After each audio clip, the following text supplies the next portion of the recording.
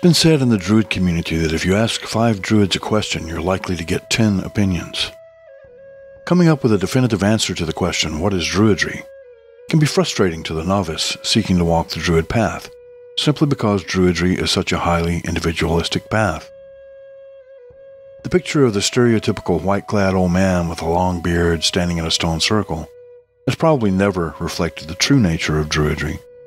It certainly doesn't reflect the nature of modern Druidry. Modern Druids are all ages and come from all walks of life. Although Druidry began as a religious and spiritual path of the Celtic peoples of Europe, modern Druids come from all races and all cultures. There are dozens, if not hundreds, of Druid orders. Each of these orders has a different opinion on what it means to be a Druid, but each also shares a few things in common with others within the framework of Druidry. If you could distill these characteristics down into a few principles shared by all Druids, you'd probably come up with something that the Black Mountain Druid Order likes to call the 4 sacred pillars of Druidry. These 4 sacred pillars are respect, reverence, service, and growth. Let's go over these in a little more detail. The first one is reverence for nature and our ancestors. This means that Druids hold nature in all of her forms to be sacred. Druids recognize that we are not separate from nature. What we do to the web of life, we do to ourselves. We treat all life forms as sacred brothers and sisters on our journey together. Does that mean that Druids worship nature? That would depend on what you mean by the word worship. Personally, I don't like to use the word worship because of the negative power dynamics it invokes. I prefer the word reverence because it indicates respect without suggesting dominance. From this perspective, we are partners with nature and its creatures. Think of the respect you may hold for an honored elder grandmother or grandfather, and you'll gain an understanding of the difference between reverence and worship. While I may hold respect and even reverence for my elder relatives, I probably don't worship them. Likewise, a healthy and emotionally secure ancestor would not want or require such worship from me, but communion and companionship. The second sacred pillar is respect for diversity and individuality. This pillar recognizes the right of the individual to self-determination. While the path I walk is right for me, it may not be the right one for you. By respecting your right to determine your own individual path, I honor the diversity in the universe. By expressing tolerance, I allow you the freedom to be who you are, and ask that you grant me the same freedom. The Wiccan Rede expresses this idea as, and harm none, do what you will. Although the Rede is Wiccan in origin, many Druids adhere to this principle as well. In the Black Mountain Druid Order, this principle is expressed as, first, do no harm. Imagine what a different world we could create if we could just all agree not to harm each other, in spite of our differences. Notice also that respect for diversity doesn't imply tolerance of intolerance. My intolerance of another's intolerance is not intolerance itself, it's justice.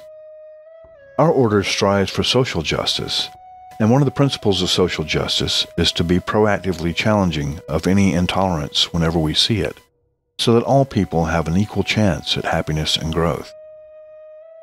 The third sacred pillar is service to the grove, to the community, and to the world at large. One of the aspects of recognizing our part in the web of life is the realization that we are all interconnected. If I work for the good of my own grove, my own community, and the world, I ultimately benefit myself by improving living conditions for all. Conversely, if I act in a way that harms my community, I ultimately harm myself.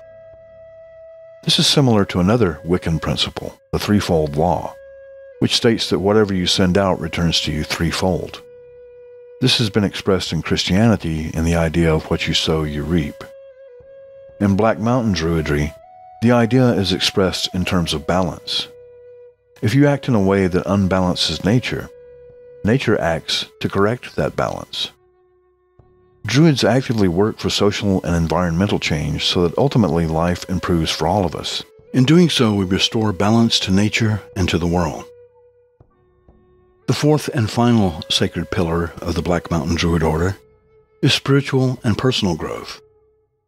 As a spiritual path, Druidry offers many opportunities for learning and self-improvement. The goal of Druidry is to always seek the Awen. Awen, spelled A-W-E-N, is a Welsh word roughly translated as divine inspiration.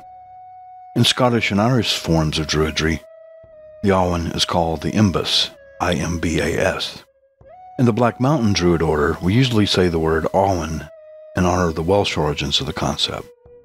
Awen is the means by which we seek the beauty of the world around us. From a Druid perspective, knowledge and inspiration go hand in hand. Where knowledge meets inspiration, there is the wisdom of the Awen, or the Imbas.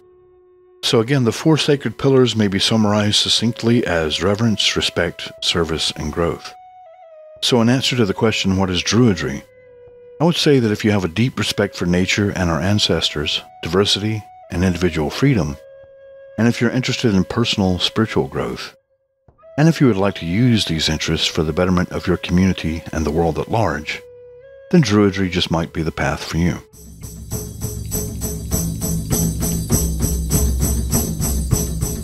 Hi, this is Shinka. Thanks for watching. If you're enjoying these videos, don't forget to subscribe and click on that little bell icon so you're informed when we release a new video. We try to release a new video at least once a week. And if you're interested in the Black Mountain Druid Order, you can visit our website at blackmountaindruidorder.com. You can also learn more about me, my books, and my music at shinkaskane.com.